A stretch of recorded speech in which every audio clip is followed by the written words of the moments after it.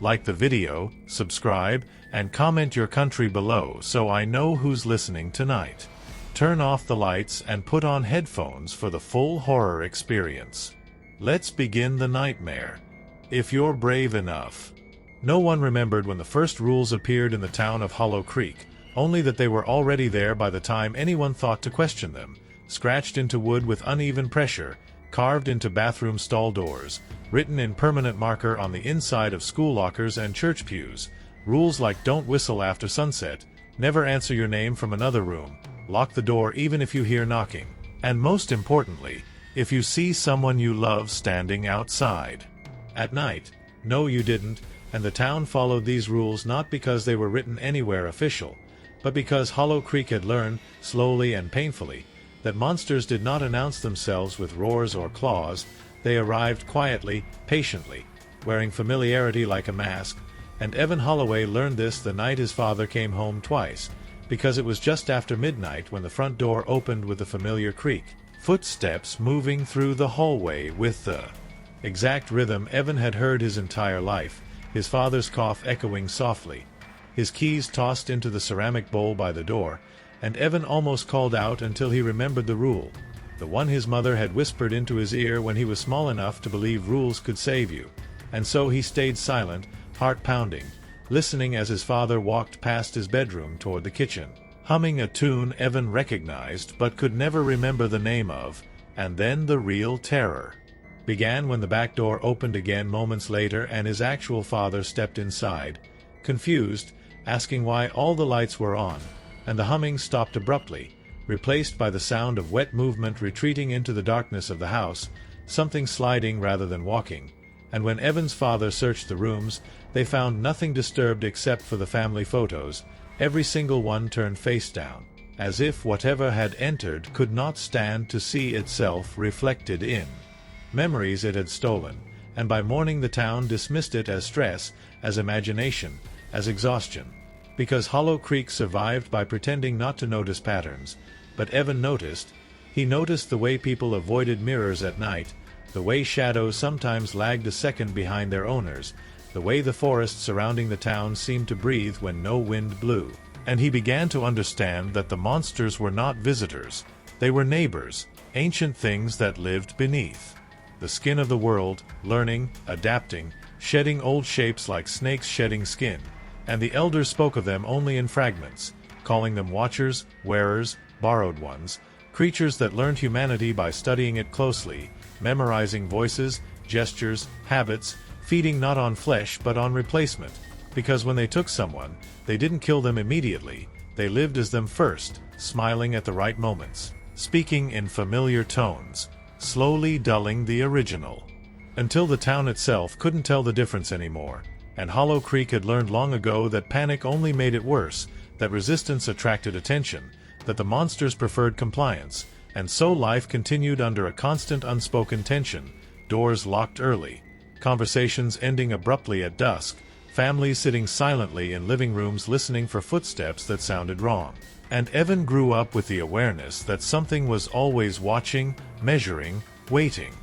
for mistakes, and those mistakes were small things, innocent things, like answering a phone call from an unknown number, or responding when someone called your name from the basement, or opening the door when you were certain you recognized the voice on the other side. And disappearances happened this way, quietly, without struggle. People simply stopped being themselves, returning changed, calmer, emptier, more agreeable, their smiles lingering a second too long, their eyes reflecting light incorrectly. And when Evan's mother began acting this way, folding laundry in perfect silence, repeating the same phrases every day, forgetting details she should have known by heart, Evan felt the dread settle fully into his bones, because the monsters were not just learning, they were improving, refining their disguises, becoming harder to detect, and the town was running out of rules that worked, because rules required memory, and memory was the first thing the monsters erased. And as Evan lay awake one night listening to someone whisper his name from inside the walls, soft and patient and loving, he realized the most terrifying truth Hollow Creek had never written down. The monsters didn't want to destroy humanity, they wanted to inherit it, one voice, one face, one family at a time, and they were getting very good at it. The rules of Hollow Creek had always worked because they were simple, because they relied on restraint and silence, but Evan began to realize that rules only function as long as both sides respect them, and the night the rules started failing was the night the monsters learned impatience, because it began with small violations that the town tried desperately to ignore, doors knocking on their own without anyone on the porch, phones ringing with numbers that belonged to dead relatives, reflections in mirrors smiling a fraction of a second before the person did, and the elders whispered that the borrowed ones were no longer satisfied with waiting for permission, that they had learned something dangerous from watching humans for so long. Desperation, and Evan felt that desperation tightening around him when his mother finally spoke after days of silence, her voice perfectly normal yet hollowed of warmth, asking him questions she already knew the answers to, repeating his name too often, tasting it, shaping it carefully, and he noticed the way she avoided direct eye contact, the way her shadow leaned the wrong direction when she stood beneath the kitchen light, and when he tested her with a childhood memory only she would know, her smile froze for just a moment too long before she laughed it off, and in that instant Evan understood the truth that shattered his sense of safety forever, that the monsters did not replace people all at once, they wore them gradually,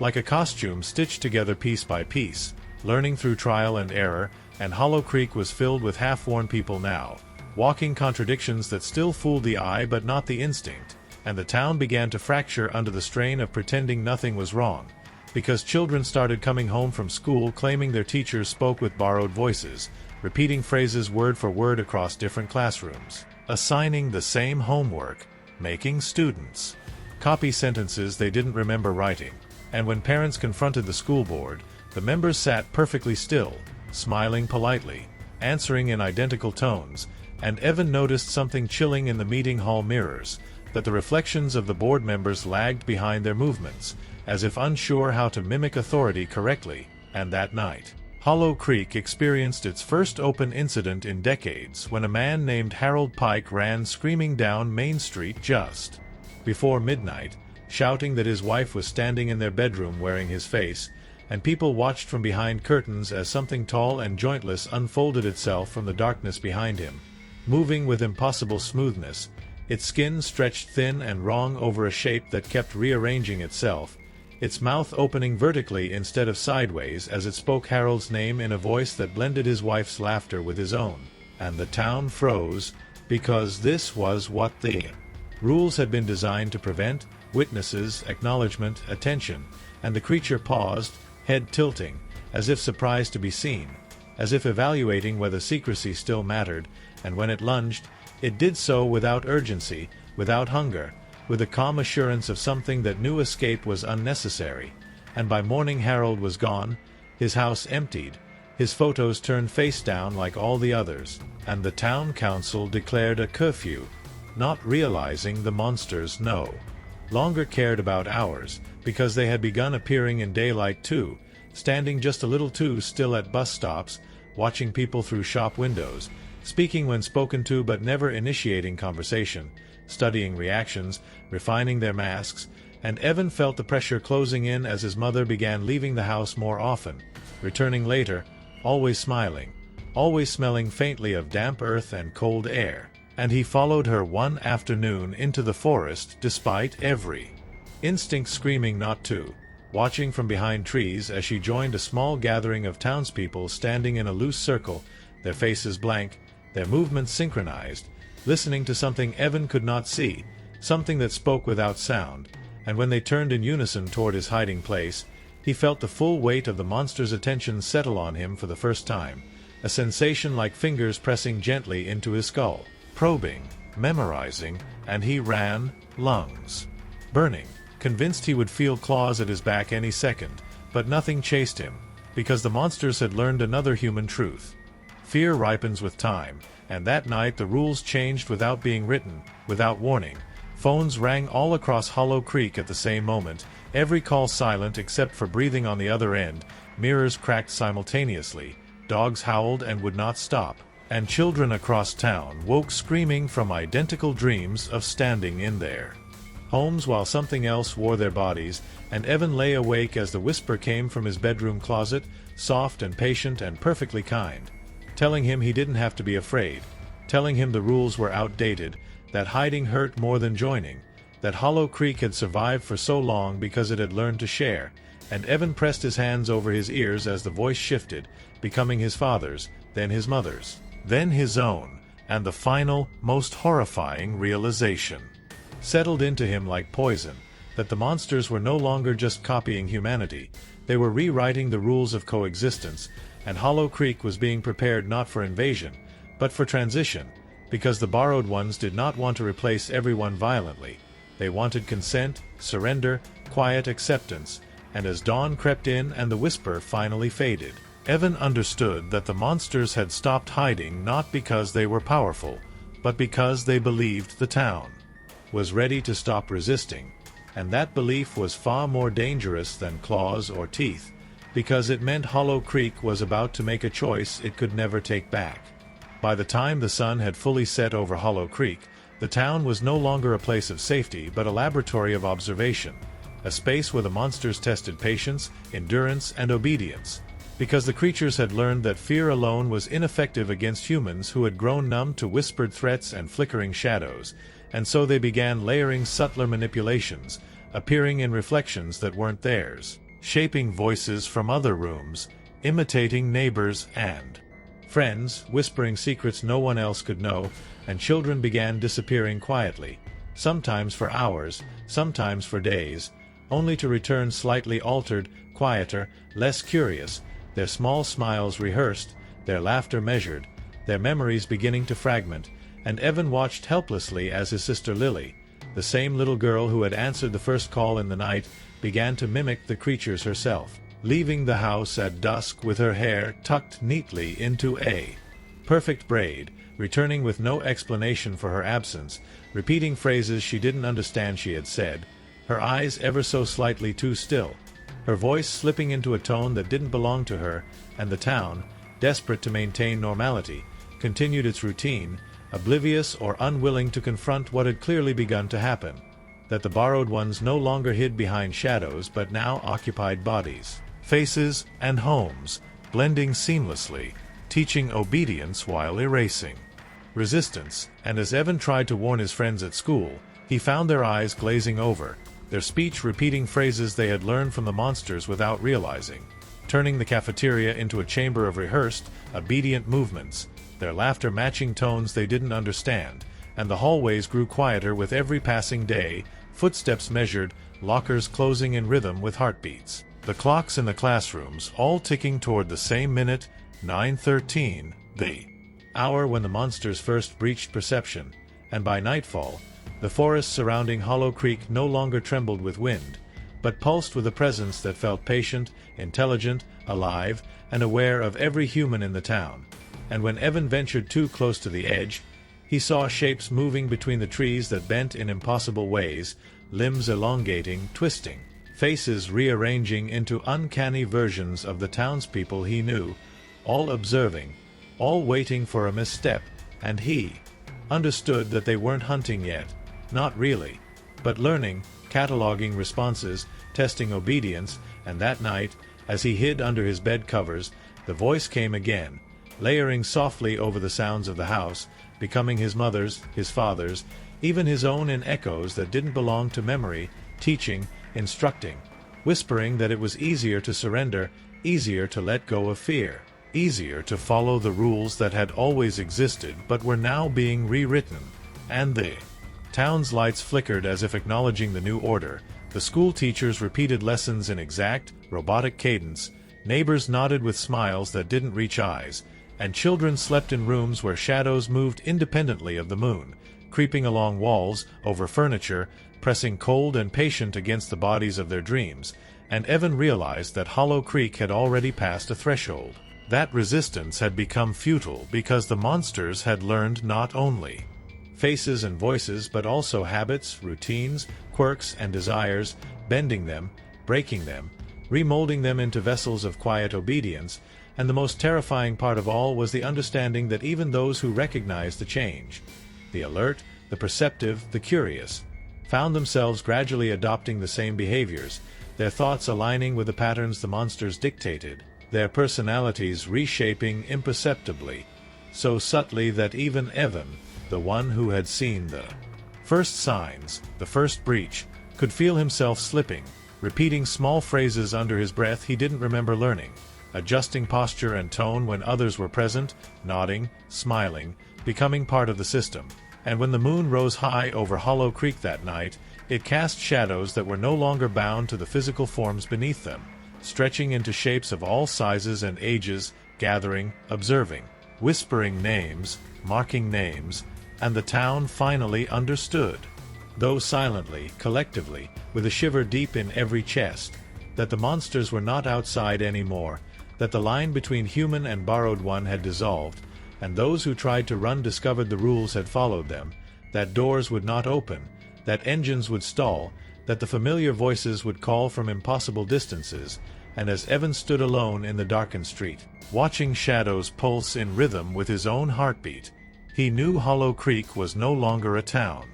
It was a nursery, a training ground, a place where the borrowed ones perfected their methods before spreading outward, and the bell, imaginary yet precise, rang in his chest, a signal that obedience had begun, that fear alone was insufficient, and that the monsters, patient and tireless, had finally begun teaching humans how to wear each other. The first stirrings of resistance came quietly, almost imperceptibly, as if the town itself was holding its breath, whispers among neighbors who noticed something wrong with their friends, children who didn't quite look like themselves, teachers who repeated lessons too perfectly, and a small group of adults began meeting in the abandoned church on the hill, far from the glowing windows and shifting shadows of Hollow Creek, sharing observations in hushed tones, passing notes that vanished from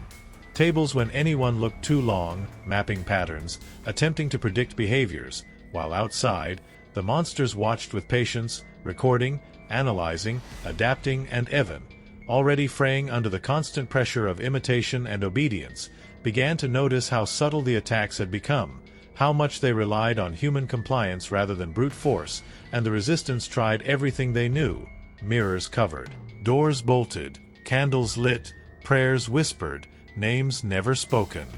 aloud. Yet still the borrowed ones infiltrated, not with violence but through familiarity, mimicking loved ones, imitating voices so perfectly that hesitation itself became dangerous, and one by one, children and adults alike slipped through the cracks of reality, returning slightly altered, their mannerisms synchronized, their eyes too still, their laughter measured, their memory of resistance dissolving like salt in water. And when the resistance attempted to strike directly, entering the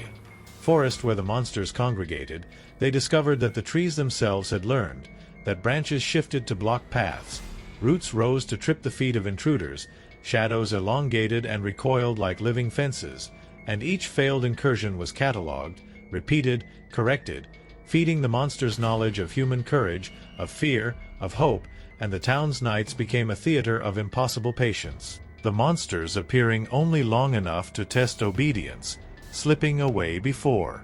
humans could react, teaching without touch, enforcing without threat, shaping, adjusting, refining the Hollow Creek population until it was impossible to tell who was human and who was borrowed. And Evan felt the pressure closing in as his sister Lily began taking instructions in whispers, leaving the house at dusk with her braid perfect, her footsteps silent, returning hours later with no memory of where she had gone, no resistance left in her. And when he tried to intervene, the creatures called his name from every direction, overlapping, layering, merging familiar tones with the ones he knew were his own, compelling him, guiding him, and the resistance finally realized the terrifying truth.